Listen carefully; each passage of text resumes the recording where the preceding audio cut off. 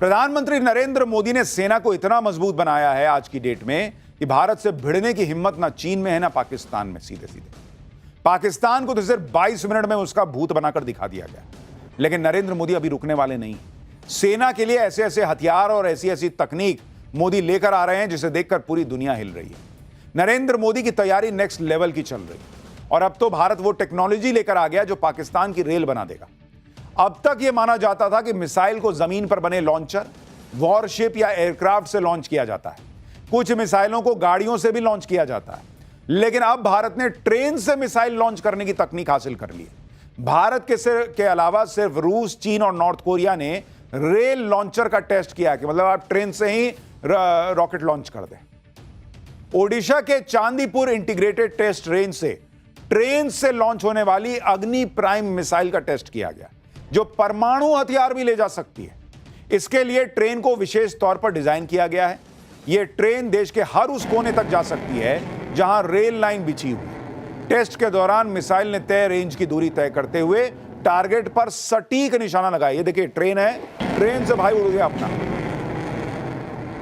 अब भारत ने मुनीर और उसके आतंकियों को कहीं से भी मिट्टी में मिलाने का सॉलिड इंतजाम कर लिया है। भाई आपको प्लेन से करना है तो प्लेन आपको कम से कम उस जगह ले जाना होगा जहां पर आपका हवाई अड्डा होगा, स्टेशन आपने बनाया होगा एयरफोर्स ने। इंसान के जरिए करना है, गाड़ी से करना है तो उसको ले जाना होगा। ट्रेन से तो और आप बहुत दूर दूर तक जा सकते हैं। और मेड इन इंडिया दिव्यास्त्र जो तैयार हो रहा है, आज पाठशाला में भारत ट्रेन से लॉन्च होने वाले इस हथियार की वो सारी डिटेल जानेगा जिससे पाकिस्तान खौफ में है। साथ ही भारत की सेना को मिलने वाले उन मेड इन इंडिया हथियारों की भी बात होगी जिनकी पूरी दुनिया में चर्चा हो रही है। लेकिन जो हुआ है उसकी एक झलक तो देखिए बॉस।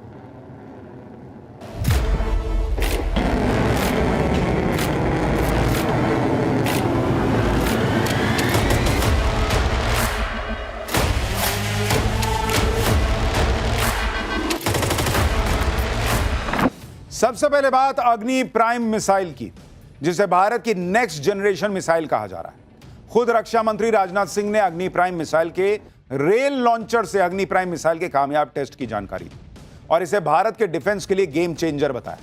यह पहली बार है कि इस नेक्स्ट जनरेशन घातक मिसाइल को रेल नेटवर्क पर ऑन द मूव लॉन्च किया गया। इससे पहले मिसाइलें फिक्स साइट से दागी जाती थी, लेकिन यह लॉन्चर दुश्मन को आसानी से चकमा दे सकता है। ट्रेन चल रही है और उस पर से आपने लॉन्च कर दिया। इससे भारत की मिसाइल ताकत की क्षमता कई गुना बढ़ गई। भारत भी अब अपने विशाल रेल नेटवर्क की मदद से अग्नि प्राइम मिसाइल को देश के किसी भी कोने में ले जाकर लॉन्च कर सकता है और दुश्मन की नजरों से बचाने के लिए मिसाइल को रेलवे की सुरंगों में भी छिपाया जा सकता है। इसलिए मिसाइल तकनीक की दुनिया में भारत की इस उपलब्धि को मील का पत्थर माना जा रहा है, क्योंकि 70,000 किलोमीटर से ज्यादा लंबी रेल लाइंस के साथ भारतीय रेलवे दुनिया का चौथा सबसे बड़ा नेटवर्क है।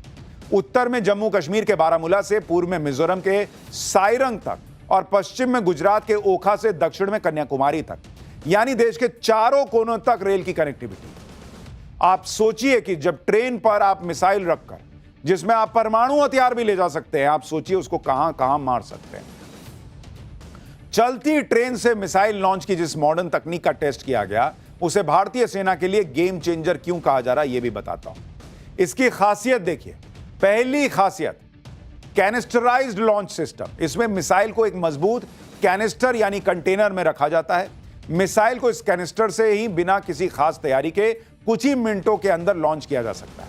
यह कैनिस्टर मिसाइल को पर्यावरण से होने वाले नुकसान जैसे बारिश, धूल से बचाता है और लंबे समय तक सुरक्षित रखता है। दूसरी खासियत, ट्रेन बेस्ड मोबाइल लॉन्चर। इस मिसाइल को खास तौर पर डिजाइन किया गया है। रेल लॉन्चर से इसे दागा जा सकता है और बिना किसी खास तैयारी के ट्रेन के जरिए कहीं भी भेज सकते हैं कि जाओ उधर मार के आ जाओ। इससे दुश्मन के लिए अनुमान लगाना मुश्किल होगा कि मिसाइल कहां तैनात की गई है, क्योंकि भैया ये कहीं भी पहुंच जाता है। तीसरी खासियत, रेंज और सटीक निशाना। अग्नि प्राइम की रेंज जो है वो 2000 किलोमीटर है, मतलब भारत के कई शहरों से इसे पाकिस्तान के किसी भी कोने पर गिराया जा सकता है। यह मिसाइल कम विजिबिलिटी यानी धुंध या रात के अंधेरे में भी सटीक निशाना लगा सकती है और एक बार लॉन्च होने के बाद इसके टारगेट को भी अपडेट किया जा सकता है। चौथी खासियत, अग्नि प्राइम मिसाइल में MIRV यानी multiple independently targetable re entry vehicle technology का इस्तेमाल किया गया है। इस टेक्नोलॉजी से लैस मिसाइल की खासियत यह होती है कि ये 3 से 4 परमाणु हथियार एक साथ दाग सकती है और हर परमाणु हथियार अलग अलग टारगेट को एक साथ निशाना बना सकते हैं ये लोग मिलकर। यानी ट्रेन पर मिसाइल बैठेगी, उसका टिकट भी कंफर्म नहीं कराना है, कोई आरएसी का झंझट नहीं, उसको फुल कंफर्म सीट मिलती है। हां, जिस पे गिरी उसका रेल बना देती है। भारत इस तरह की मिसाइलों के लिए एक लंबे लक्ष्य पर काम कर रहा है, जो कि पीएम मोदी के dream defence project mission Divyastra का हिस्सा है। इसके तहत देश को स्ट्रैटेजिक तौर पर पूरी तरह से शक्तिशाली, सक्षम और आत्मनिर्भर बनाना है। इसी संकल्प को आज भी प्रधानमंत्री मोदी ने ग्रेटर नोएडा में शुरू हुए इंटरनेशनल ट्रेड शो के उद्घाटन पर दोहराया कि भाई चिप हो या शिप हो, सब भारत में बनेगा। सुनिए एक बार पीएम। हम चिप से शिप तक भारत में बनाना चाहते हैं और इसलिए आपकी ईज ऑफ डूइंग बिजनेस के लिए हम लगातार काम कर रहे हैं। सरकार ने 40,000 से ज्यादा कंप्लायंस खत्म किए हैं। व्यापार कारोबार में होने वाली जिन छोटी छोटी गलतियों पर आपके खिलाफ केस होता था, ऐसे सैकड़ों नियम उनको सरकार ने डीक्रिमिनलाइज कर चुकी है।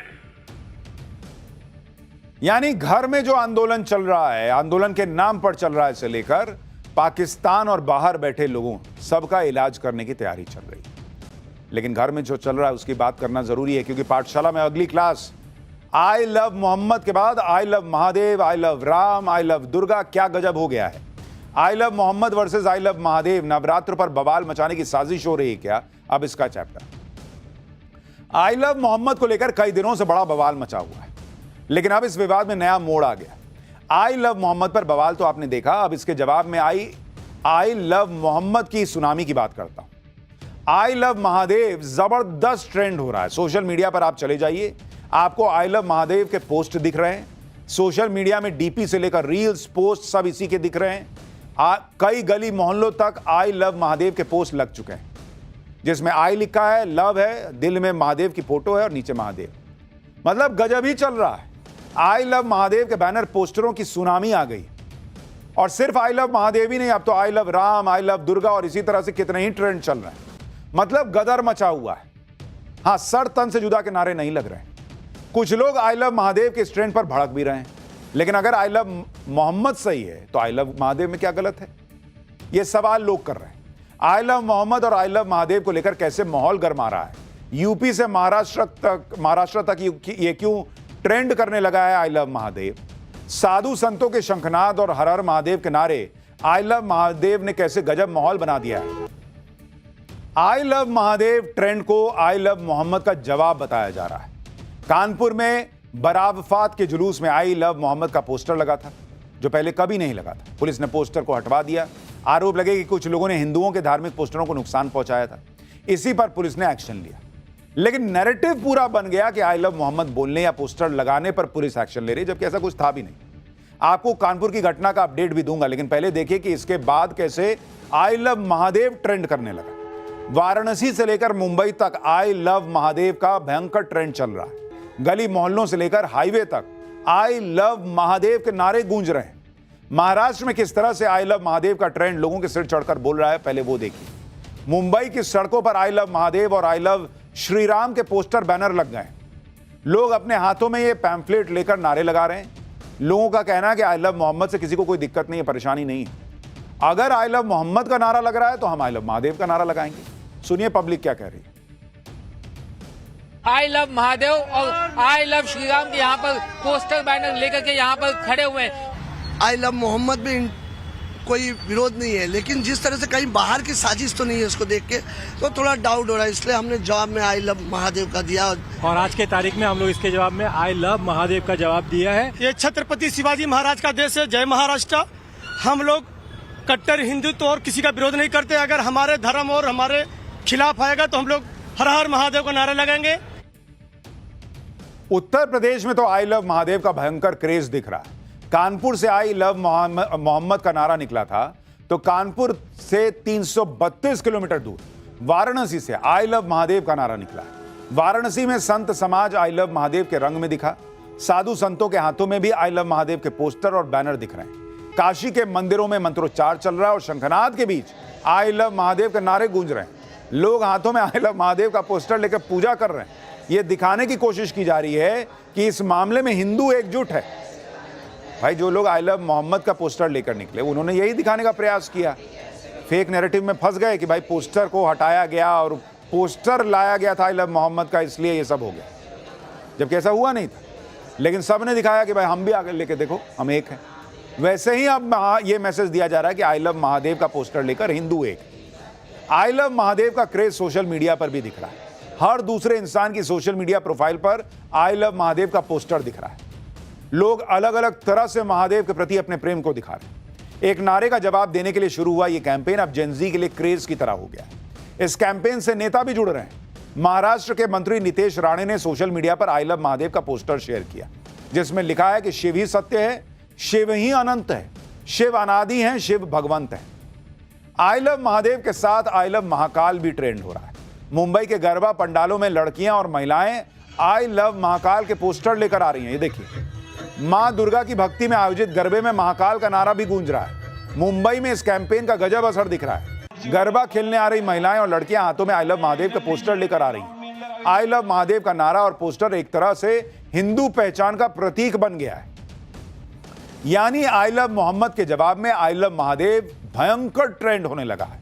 लेकिन इससे कुछ लोगों को दिक्कत भी हो रही है। गुजरात के गांधीनगर में भीड़ ने एक हिंदू लड़के पर हमला कर दिया, वो भी इसलिए क्योंकि लड़के ने सोशल मीडिया पर हिंदुओं से आई लव मोहम्मद की जगह आई लव महादेव लिखने को कहा। भीड़ में शामिल लोगों ने पास ही के एक गरबा पंडाल पर भी हमला किया। इस मामले में पुलिस ने करीब 50 लोगों को डिटेन किया। इसी तरह से गुजरात के ही गोधरा में आई लव मोहम्मद के मुद्दे पर हंगामा हुआ था। ये तस्वीरें 21 सितंबर की हैं, जब आई लव मोहम्मद के मुद्दे पर भीड़ ने भयंकर हंगामा किया, जमकर नारेबाजी की थी। यूपी के उन्नाव में तो आई लव मोहम्मद के समर्थन में भीड़ ने सरतन के जुदा वाले नारे भी लगाए। गजब नहीं है, बिना सच्चाई जाने सड़क पर आकर सरतन से जुदा के नारे लग रहे हैं। आई लव मोहम्मद और आई लव महादेव किसी भी नारे या पोस्टर से किसी को कोई दिक्कत नहीं। दिक्कत तब होती है जब नारों की आड़ में भड़काऊ बयानबाजी होती है, सरतन से जुदा के नारे लगते हैं। आप तस्वीरें देखिए, वाराणसी में छोटे छोटे बच्चों के आई लव मोहम्मद के नारे लगवाने की तस्वीरें आई थी। ऐसा माहौल बनाया गया जिससे आई लव मोहम्मद बोलना कोई गुनाह इस देश में बन गया, आजादी पर हमला हो, ऐसा कुछ था भी नहीं। लेकिन पूरा प्रदर्शन शुरू हो गया। सवाल खड़े होने लगे कि क्या अब ये नवरात्र चल रहा है तो इसलिए ये सब हो रहा है क्या? ईद या रमजान पर आई लव मोहम्मद वाले पोस्टर या बैनर क्यों नहीं लगाए जाते? ये लोग पूछ रहे हैं सोशल मीडिया पर। आई लव मोहम्मद को लेकर यह सारा विवाद 4 सितंबर को शुरू हुआ था। इस पूरी घटना की टाइमलाइन देखिए। 4 सितंबर को कानपुर में आई लव मोहम्मद का पोस्टर लगा। विरोध के बाद देर रात तक हंगामा हुआ, पोस्टर हटाया गया। 5 सितंबर को मुस्लिम समुदाय ने बराफात का जुलूस निकाला। जुलूस में हिंदुओं के धार्मिक पोस्टर को फाड़ने का आरोप लगा। 10 सितंबर को पुलिस ने एफआईआर दर्ज की। 8 लोग नामजद किए गए। 12 से 20 सितंबर तक तेलंगाना, महाराष्ट्र में प्रदर्शन चला। 21 सितंबर को उन्नाव में प्रदर्शन हुआ। 30 के खिलाफ एफआईआर दर्ज हुई। 22 सितंबर को बरेली में ऐसा ही पोस्टर लगाने पर विवाद हुआ। 23 सितंबर को बागपत में प्रोटेस्ट हुआ। 150 लोगों के खिलाफ एफआईआर हुई। यानी यह विवाद हुआ था बराफात जुलूस में दूसरे धर्म के पोस्टर फाड़ने पर। आई लव मोहम्मद के पोस्टर और नारे से किसी को कोई आपत्ति नहीं थी, लेकिन इस घटना को ऐसे दिखाया गया जैसे मुसलमानों के खिलाफ साजिश हो रही हो देश में। और फिर आगे सब बाहर मुसलमान कि भाई हम भी लगा रहे आई लव मोहम्मद, हमको भी अरेस्ट करो। थोड़ा भी किसी ने ये नहीं समझा कि भाई ये ऐसा भी कुछ। अब देखिए, छोटे छोटे बच्चों से ये सब करवा रहे हैं। आई लव मोहम्मद और आई लव महादेव के पोस्टरों पर राजनीति होने लगी। अखिलेश यादव ने इस पूरे विवाद पर कहा कि यह मामला बहुत संवेदनशील है। धर्म में अगर एक दूसरे को आई लव यू कहने लगेंगे तो सारे मसले ही खत्म हो जाएंगे। हमें देखना चाहिए कि इसके पीछे कौन है। यानी नेता भी आ गए, भाई वोट बैंक का मामला है तो सब आ गए, लेकिन उधर आई लव मोहम्मद, इधर आई लव महादेव, दोनों चल रहा है। ठीक है, अच्छी बात है, बस सर तन से जुदा के नारे मत लगाइए, कोई हंगामा ना कीजिए, सब ठीक है। पाठशाला में अगला चैप्टर, जिसमें आपको बताता हूं पाकिस्तान का नया कांड। छोटे छोटे बच्चों के साथ वो कर दिया कि सुनेंगे तो शॉक्ड रह जाएंगे। ऑपरेशन सिंदूर पर पाकिस्तान की फेक न्यूज फैक्ट्री से नया माल बाहर आया। अब क्या क्या झूठ फैलाया आपको बताता हूं। पाकिस्तान अब तक सारे युद्धों में भारत से पिटा है। सिर्फ ऑपरेशन सिंदूर की बात नहीं कर रहा हूं, इसके पहले भी हमेशा ही पिटा है, लेकिन उसने हमेशा अपनी पब्लिक को जीत की झूठी कहानियां ही सुनाई। पब्लिक भी वैसे ही बुड़बक, वो सुनाते हैं, ये मानते हैं कि हाँ। ऐसा ही झूठ बोलकर मुनीर भी पाकिस्तान में फील्ड मार्शल बन गया। लेकिन ऑपरेशन सिंदूर में पिटे पाकिस्तान की झूठ की फैक्ट्री बंद नहीं हुई। अब पाकिस्तान ने नया कांड कर दिया है। ऑपरेशन सिंदूर पर पाकिस्तान ने फेक न्यूज की जो फैक्ट्री शुरू की थी, उससे अब नया माल ताजा ताजा बाहर आया है और इसका शिकार पाकिस्तान के स्कूलों में पढ़ने वाले बच्चे बनाए जा रहे हैं। कहा जा रहा है कि पाकिस्तान ने ऑपरेशन सिंदूर से जुड़ा एक चैप्टर स्कूल की किताब में शामिल किया है। भारत से पिटाई को स्कूल की किताब में भारत पाकिस्तान जंग बताया गया है। बताया गया कि पाकिस्तान ने इस युद्ध में भारत को बुरी तरह हरा दिया। स्कूली किताब में असीम मुनीर को पाकिस्तान का महान फील्ड मार्शल बताया गया है। अब बताइए, बच्चे यही सब पढ़ेंगे तो वो असद राव जैसा वही ना करेंगे, नौटंकी मैदान में खड़े होकर। स्कूल के सिलेबस में शामिल किए गए चैप्टर में पाकिस्तान ने ऑपरेशन सिंदूर को लेकर ऐसे ऐसे एकदम फ्रेश झूठ बोले हैं जो उसने अब तक नहीं बोले थे। ताजा माल लाया है। ऐसे ऐसे दावे किए गए हैं कि खुद पाकिस्तानी भी सुनकर शॉक्ड हैं। अरे बॉस, ये तो हमको भी नहीं पता था, ये कहां से पढ़ा रहे हो। यहां तक कि किताब में सीज फायर को लेकर एक ऐसा दावा किया गया है जिसे ट्रंप भी पढ़ लेंगे तो असीम मुनीर का कॉलर पकड़ लेंगे कि क्या पढ़ा रहे हो जी। सब आपको आज बताऊंगा। पाकिस्तान में स्कूल की किताब में असीम मुनीर के फर्जी जीत के दावों पर पाकिस्तान में क्या चल रहा है, यह भी दिखाऊंगा। भारत के ऑपरेशन सिंदूर से बिलबिलाता असीम मुनीर पूरी दुनिया में अपनी झूठ की दुकान खोले बैठा है। अब उसने पाकिस्तान की आने वाली पीढ़ी को भी गुमराह करने के लिए स्कूली किताबों में झूठी जीत का चैप्टर ऐड करा दिया, जिसकी हेडिंग है पाकिस्तान इंडिया वॉर ऑफ 2025। यह चैप्टर किस क्लास की बुक में शामिल किया गया ये तो पता नहीं, लेकिन इस चैप्टर में ऐसे ऐसे झूठ बोले गए हैं कि सुनकर आपकी हंसी निकल आई। पहला झूठ जो बच्चों को पढ़ाया जा रहा है कि पाकिस्तानी एयरफोर्स ने भारतीय सेना के 26 ठिकानों पर अटैक करके उन्हें तबाह कर दिया। 26 ठिकानों। दूसरा झूठ, पाकिस्तान ने भारतीय सेना के कई फाइटर जेट मार गिराए, जिसमें 4 राफेल भी शामिल थे। तीसरा झूठ, पाकिस्तान ने भारतीय सेना का इतना नुकसान कर दिया कि उसे शांति की भीख मांगनी पड़ गई। चौथा झूठ, अमेरिका के प्रेसिडेंट डोनाल्ड ट्रंप ने बार बार गुहार लगाई, तब जाकर पाकिस्तान सीज फायर के लिए राजी हुआ। बताइए, ट्रंप पढ़ लेंगे, मुनीर को बाहर बैठा देंगे, गेट के बाहर, नीचे बैठ, बिरयानी खाने आया है। कह रहा है कि ट्रंप एकदम हाथ जोड़ रहे थे, तब पाकिस्तान बोला कि चलो तुम इतना करते हो तो कर लेता हूं। मतलब झूठ की भी कोई सीमा नहीं है इन लोगों की। अपना महिमा मंडन करने के लिए मुनीर इतना गिर गया कि वो ऐसी कहानियां बनवा रहा है, कोई सिर पैर नहीं। आप देखिए कि ऑपरेशन सिंदूर में पाकिस्तान को भारतीय सेना ने कितनी बुरी तरह पीटा, इसकी गवाही पूरी दुनिया देती रही। भारत की ब्रह्मोस मिसाइलों से पाकिस्तान फौज के ठिकानों और आतंकी अड्डों को तबाह होते हुए पूरी दुनिया ने देखा भाई। खुद शहबाज शरीफ ने कबूल किया था कि असीम मुनीर भारत पर अटैक की प्लानिंग बनाता ही रह गया और भारत पहले ही ब्रह्मोस मिसाइलों से पाकिस्तानी फौज के अड्डों को फोड़कर चला गया। सुनिए, उस भाई पाकिस्तान का प्राइम मिनिस्टर बोला है भाई। बताइए, खुद शहबाज शरीफ बता रहा भाई कि हम कुछ करते उससे पहले भारत फोड़ के चला गया। अब बताइए मुनीर क्या पढ़वा रहा बच्चों को। एक होता है तथ्यों को तोड़ मरोड़ कर पेश करना, लेकिन पाकिस्तान की स्कूल बुक में ऐसा जबरदस्त झूठ गढ़ दिया गया जिसका तथ्यों से कोई लेना देना नहीं है, रिश्ता ही नहीं है। पाकिस्तान की स्कूली किताब में झूठा दावा किया गया है कि भारत ने गलत तरीके से पाकिस्तान को कश्मीर के पहलगाम हमले का जिम्मेदार ठहराया, जबकि खुद लश्कर तैयबा के कमांडर सैफुल्लाह ने खुलेआम कबूल किया था कि वो पहलगाम अटैक का मास्टरमाइंड है। पाकिस्तान की स्कूली किताब में झूठा दावा किया गया है कि पाकिस्तान ने भारत के सिर्फ मिलिट्री ठिकानों को निशाना बनाया था। हकीकत यह है कि पाकिस्तान ने भारत के अमृतसर, जम्मू, श्रीनगर और अन्य जगहों पर ड्रोन अटैक करने की कोशिश की थी, जिनमें कई सिविल इलाके थे, लेकिन एक भी ड्रोन अटैक भारत ने कामयाब होने नहीं दिया। पाकिस्तान की स्कूली किताब में झूठा दावा किया गया है कि पाकिस्तान ने 10 मई की रात को ऑपरेशन बनियान उन महसूस किया और भारतीय सेना के कई अड्डे बर्बाद कर दिए, जबकि हकीकत यह है कि पाकिस्तान ने भारतीय सेना के एक भी अड्डे पर हमले का सबूत आज तक नहीं दिया, जबकि भारत ने उसके मुरीद के नूर खान, रफीकी, सरगोदा, चकलाला और रहीम यार खान हवाई अड्डों पर तबाही की सैटेलाइट तस्वीरें तक दिखाई थी। पाकिस्तान की स्कूली किताब में एक ऐसा दावा किया गया है कि ट्रंप की भी हंसी छूट जाए या फिर वो मुनीर की उठक बैठक करवा दे। किताब में लिखा गया कि भारी नुकसान के बाद भारत ने ट्रंप के जरिए पाकिस्तान के सामने सीज फायर की गुहार लगाई, जबकि खुद पाकिस्तान के मंत्री और नेता कबूल कर चुके हैं कि मोदी तो सीज फायर के लिए राजी भी नहीं थे। खुद पाकिस्तानियों को पता है कि ऑपरेशन सिंदूर में भारत ने पाकिस्तान को कितना धोया। लेकिन असीम मुनीर को लग रहा है कि वो अपनी पिटाई को छिपा लेगा। For more of such videos, do like, share and subscribe to ET Now Swadesh.